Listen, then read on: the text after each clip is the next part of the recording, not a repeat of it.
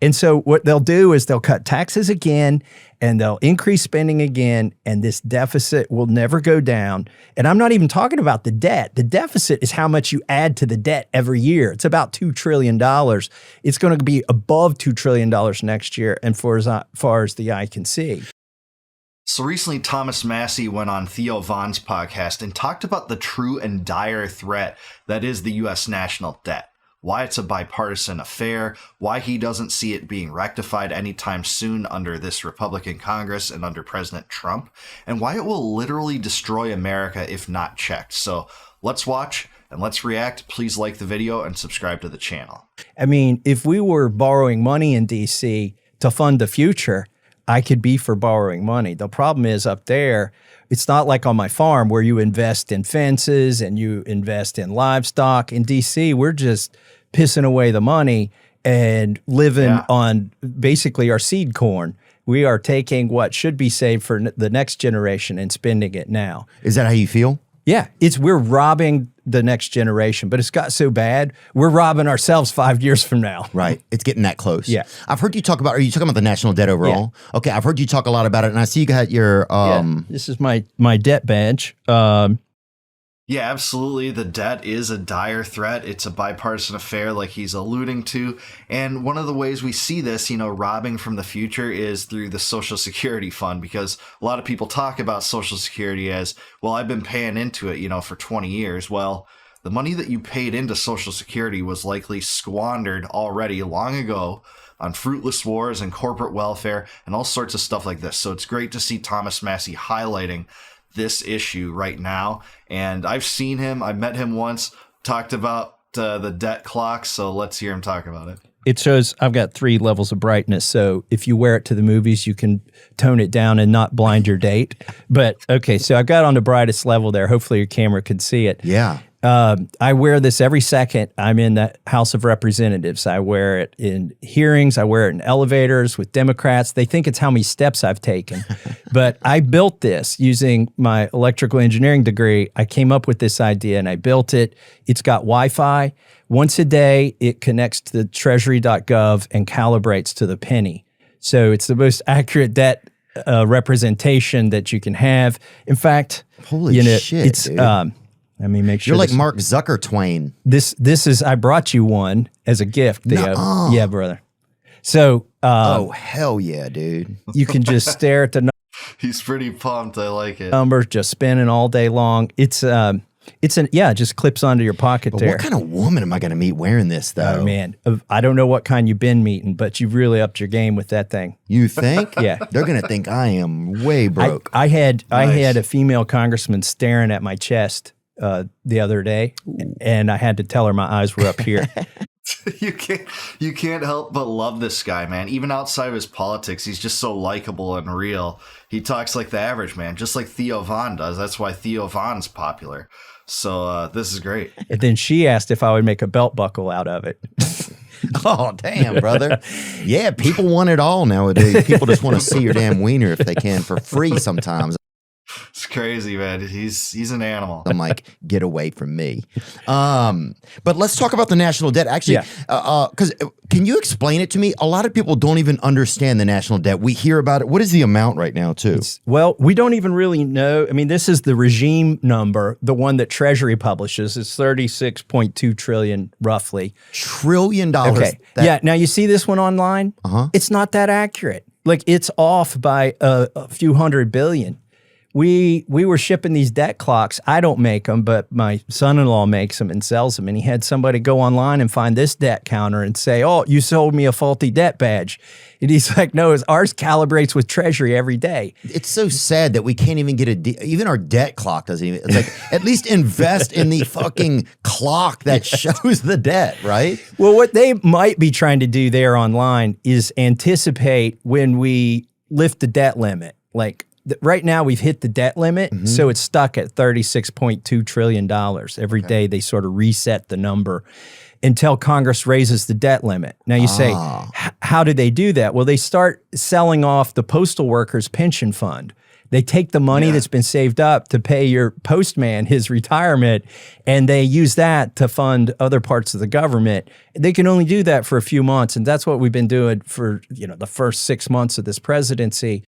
And you see that in all sorts of government affairs. You see, the future of our children mortgaged for whatever we can get today. This flies completely in contrast to, some of the virtuous aspects of the U.S. founding generation where, posterity was the most important thing that you couldn't rob from. That would be as immoral as murder is today. But now it just seems to be, regardless of party, left or right, liberal, conservative, Democrat or Republican, it's all about what we can get now. The Trump bucks and the CARES Act and, all this corporate welfare doled out.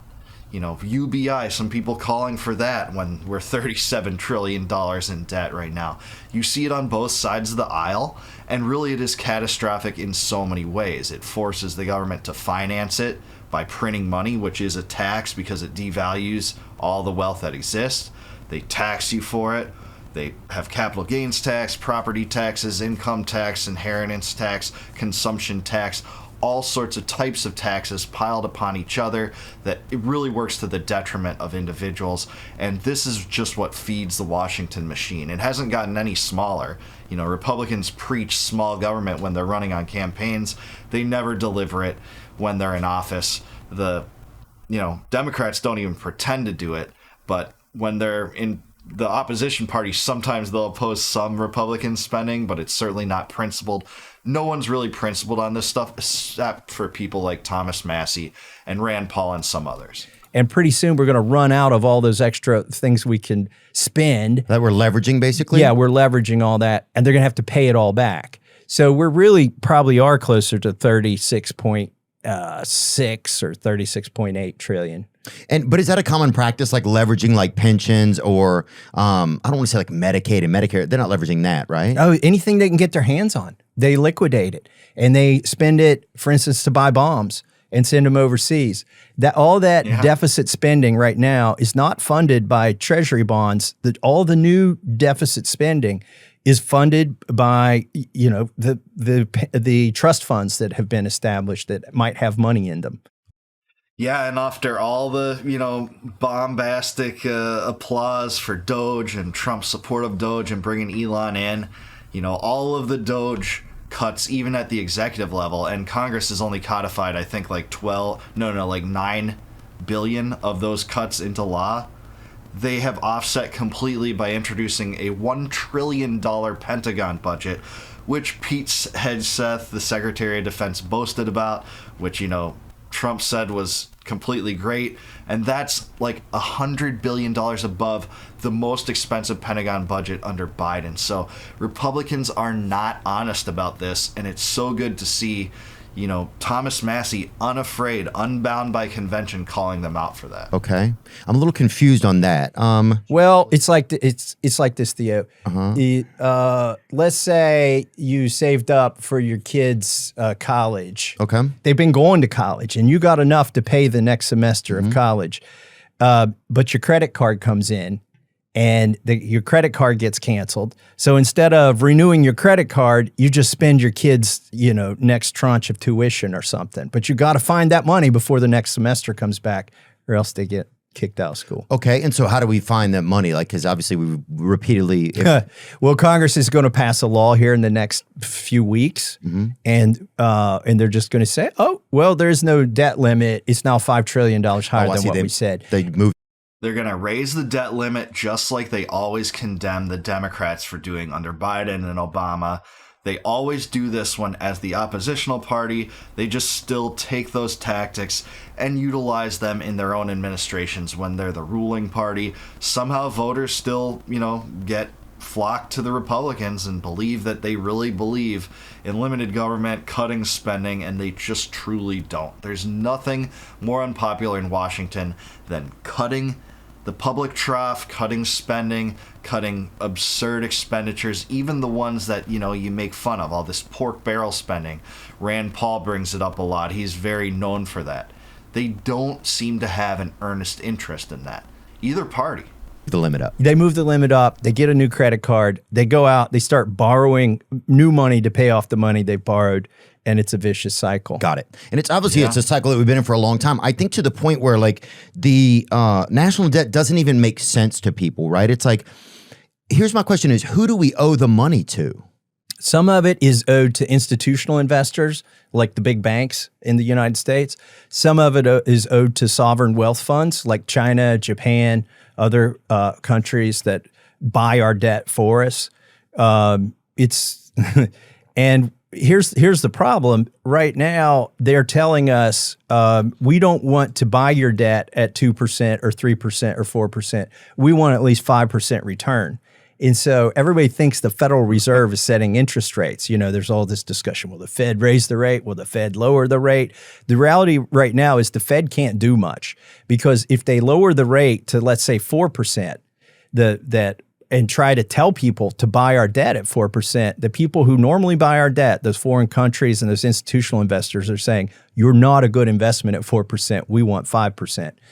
And yeah, because there's lots of other investment alternatives that they can have that, you know, is much higher than 4% and wouldn't carry a lot of the risk. So he's exactly right about this. That's a big problem, because just to put it in perspective, you know, let's round this number. If it were $30 trillion and we were paying 5%, that is $16,000 per family. I've already done the math. I'm not doing all that in my head right now, but it's $16,000 per family of interest that we are paying. Got it. So when you pay your taxes for your family, the first $16,000 goes to nothing except for the interest that's paid to those foreign countries and to the big bankers. Absolutely, and that's a horrifying statistic. But now we're in a place where the interest payments on the debt are over $1 trillion. It's just not sustainable. There's no way that this can sustain itself. People will talk about how, well, the central banks are there to, you know, make sure that this is not a problem. This is a historical problem. It's why you see the value of the dollar decreasing so much over time. The dollar was created in 1913, and since then it's worth about 3% of what it originally was. And they concede this. This is in, you know, even the U.S. departments that are involved in this will concede this in their own information and their own charts, etc. But think of how much more prosperous you would be if your dollar had, you know, 33 times the amount of purchasing power as it does today. Because it should. Your wealth was robbed from you, not just through taxation, which is what most politicians focus on, but through inflation, which is a conscious and deliberate choice. In a real market where there isn't, you know, central planning of the interest rates and things like that, your money actually has the potential to gain in value over time. That actually was the historical truth before central banks took hold. But so we're never going to defeat this number. You know, we might get in a situation like Puerto Rico got into a few years ago, where the people said, we're just not loaning you anymore. And you know what happens that day? It's actually kind of it'll be scary for a lot of people. For me, it would be a good day, because that's the day we have to balance the budget. When people say, we're not going to loan you any more money, you're not a good investment, we don't trust that you'll pay it back, that is the day that you can only spend as much money as you take in on any given week. And are a lot of people in Congress aware of this and like battling it, or it almost seems like we don't even hear about, like, it seems like it's one of those things you hear about during the election cycle and that's about it, you know? You're right. Right. Like, we're going to balance the budget, and it never happens. No one ever balances the budget. Like, do you? Yeah, and even when they said that Clinton did that in the 90s, by the way, he you know, moved some numbers to make that happen. I believe what happened by and large in that case is they took money from the Social Security Trust Fund to balance it, and then they said, oh, we have a balanced budget. But he's right, it never truly happens, and when it has, even in the recent past, it was because of tricks. It was because of book tricks and optics tricks to make the American public think that, when that's not exactly what happened anyway. That's not to say that that wasn't more fiscal sanity than we've seen since. It was in the 90s, actually. You know, Bill Clinton in the 90s and how he ran the government, that would be considered today, you know, the most limited of limited Republicans that exist today, because they're all, you know, crazy spenders, drunken sailor spenders compared to today. It's just taken off. Each president seems to add more debt and spend more than the previous president. Obama did it more than all the previous presidents to him combined. I don't think Trump has that distinction, but he did spend more than Obama. And then Biden spending more, and now Trump's on track to spend more. It's just a plague that's bipartisan. Think anyone, either one of these parties, even want to balance the budget? No, they're not serious about it. It's why I built the debt badge, to like shove it in their face every day, and they're still not concerned about it. I mean, they're a little bit concerned, but as long as they can get reelected, they're not that concerned. Right. And I don't blame them for all of it. I blame the American people who keep reelecting people who, because they tell them you can have these things and it won't cost anything. So I hear people talk about like mass deportations, and there's $100 billion to DHS and $50 billion to DOJ to do mass deportations. Well, we know it doesn't cost that. Whatever Trump has intended to do, it's not going to cost $150 billion. But people say, I don't care what it costs. And the reason they say I don't care what it costs is they don't think they're paying it. Yeah. They don't care what anything costs. They don't care what war in the Middle East costs because they don't see that they're paying it. Well, it's all gotten so confusing. And when you start with communication with people, even on a financial front, of this Hogwartsian number, right? Yes, yeah. When you start, because we all learn basic math in school. Yeah. Some of us learn algebra. Some of us go on to learn some higher maths, right? But when you're starting with this, the regular person doesn't know where to begin. You feel literally like numerically defeated out of the gate, right? The average person, because it's like it's impossible. So this sets everything up with impossibility, right? So I think that's why we've gotten so far. We've gotten 2 generations now into complete impossibility of numerical reality when it comes to even having some of the discussions, I think. Does that make any sense? No, that makes sense. It's virtual reality. Right. The last 5 digits on this debt counter, they change about $80,000 a second. That's like a Cybertruck being launched into the ocean every second. Like boom, boom, boom, boom. That's how much debt we're taking on. Well, yeah, and this is a concern. Milton Friedman talked about this a lot when he talked about the fact that, U.S. spending is actually a tax. And why is it a tax? It doesn't seem like on the surface that it is a tax, but it is, because when you spend public money, what you're saying is either you have to tax people to get that back, you have to borrow that money, which is a promise to tax them in the future, or you have to print money, and that causes inflation, which is also a tax. So any of the responses that happen to spending force a tax. So a spending is the tax, and Americans are taxed out of control. And certainly so when you're talking about historically. Before 1913, there was no permanent income tax whatsoever. There was a short-term one during the Civil War that only affected like the very top 2% of wage earners or something like that. And that was a crazy high tax rate at that point. But that was scrapped after the war. We didn't have it for most of America's history. Most of America's history, the United States was taxed either through excises. Businesses would have to pay tax on products or services that they build and trade, or through tariffs, taxes on foreign goods. Now, protective tariffs that a lot of the Republicans want to add today is a new form of taxation that's not really necessarily kind of oriented toward the goal of getting more income. It's actually dedicated to the goal of suppressing free trade and suppressing Americans from getting products that are either better than what they can get domestically or cheaper. And that's the case especially when it comes to China. Americans benefit immeasurably from Chinese goods, but a lot of them want to tax us. And the spending apparatus is all wrapped up into this, and I'm so glad that Massie gets it more than any other politician, I think, right now. So I hope the new model looks a little bit different. I have a Cybertruck, and Let's model, put my camper in it. Oh, I don't know if we can fit it in there. I don't think so. That's why I have an F-250. Dude, yeah, I think I need to get something that I want something that it feels like you'll burn to death when you hit something. You know what I'm saying? That's what I like about something that's got some real fuel in it. But this thing definitely. Oh, there's one with a camper. But I think the new ones will have better camper abilities. There's no way to get out of the inside like through the back window right now. Yeah. And it kind of feels like you just work for Lowe's, but you never drop off what you're delivering. You always like, where does this go? You know, like how much meat's in here? It just has that very like Whirlpool or Frigidaire kind of energy. But it does go very fast. You almost feel like you could beat an email somewhere. Like that bitch is fast, dude.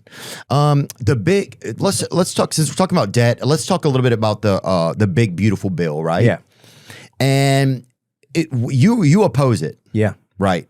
And there's reasons that I've learned recently that I oppose it. I don't know a ton of them, but I know some of my reasons, but I don't know everything that's in the bill. Why are you against it? Because it's not going to help our debt. No.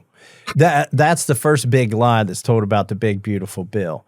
You can finagle the numbers. Mm-hmm. The big beautiful bill looks at a 10-year spending window. Okay.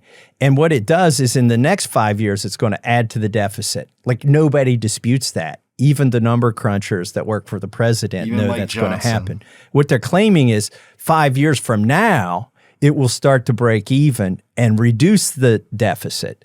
The problem is the people I serve with, a lot of them aren't going to be there 5 years from now. Right. The President Trump's not going to be there 5 years from now.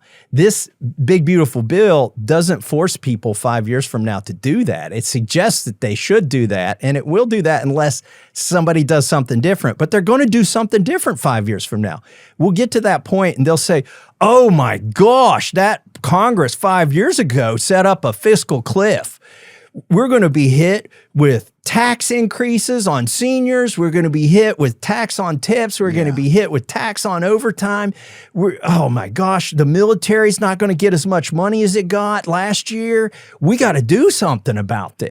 You saw this in this presidency a few months ago with the CR. Republicans suddenly supported Biden-era level spending, extending the Biden spending in that CR. Trump whipped profusely for it. He dragged Massie for opposing it. And that CR contained funding for programs that were dismantled. Mostly. USAID was mostly dismantled. And that bill funded USAID, and they still whip for it. Trump said that you have to pass this CR. We want to keep the Biden-era spending going. Republicans voted almost completely in lockstep for it. So, yeah, this is what they always do down the line. They say that we have to keep spending more and more with these specious justifications cited in support of it. Yes. And so what they'll do is they'll cut taxes again and they'll increase spending again, and this deficit will never go down. And I'm not even talking about the debt. The deficit is how much you add to the debt every year. It's about $2 trillion. It's going to be above $2 trillion next year, and for as far as the eye can see. Yeah, it's a fiscal cliff. He's right to use that analogy. He is a hero for fighting against it, and, you know, a cesspool where national lobbies rule the day, and cutting anything is akin to apostasy in some regard. So I'm with Massie on this one. He and Rand Paul are the best voices on this. I think that Elon Musk, when he was involved in the government, was earnestly concerned about this. And you can see that his schism with Trump over the big, beautiful bill, which seems indistinguishable from Build Back Better, if you ask me, seems to have been at the root of their dispute and schism and eventual fallout. And you don't see it seriously entertained in Washington, even after a big spectacle was made during the campaign. This new Doge government department that would use, very specialized, very creative methods to cut waste really did nothing of the sort outside of $9 billion, which, in the aggregate was less than what they did in spending increases. So we're seeing this from Democrats and Republicans. The rhetoric still works on the populace before they vote every year in elections, but Republicans never deliver, and they still maintain a lot of power. Re-election figures are at an all-time high. It's very frustrating and defeating for people that follow this closely. But thankfully, we have people like Thomas Massie getting out there on the podcast scene, at least raising awareness for it, getting out on Twitter, getting the message out about how dire of a situation this is. But it's really going to be dire when the US dollar stops being the reserve currency of the world, that's for sure. There's a new BRICS alliance and thoughts that they might create an alternative currency that might be adopted by other countries and eventually replace the dollar. That'd be the biggest threat to the long-term viability of the dollar. And it's already certainly not viable if you're talking about the inflation, which, again, the dollar's only worth about 3% of what it was in 1913. Yes, there's a lot of prosperity around us since then, but your prosperity could be 33 times what it is now if the central banks weren't running things, if Congress wasn't spending in this way. And that's what we have to live under. But let me know what you think in the comments below. Is Thomas Massie right about this? How dire of a situation is the national debt? What are some creative things that you think will work to reduce it or stop the spending madness that we see from Washington? I want to hear from you. Let me know down below. Like the video, subscribe to the channel, and please consider becoming a YouTube member or Patreon patron to support the channel. I would bow to you in thanks if you do that. And until I see you guys next time, no more war, no more debt, no more inflation, and no more empire. Peace out, guys. Catch you in the next one.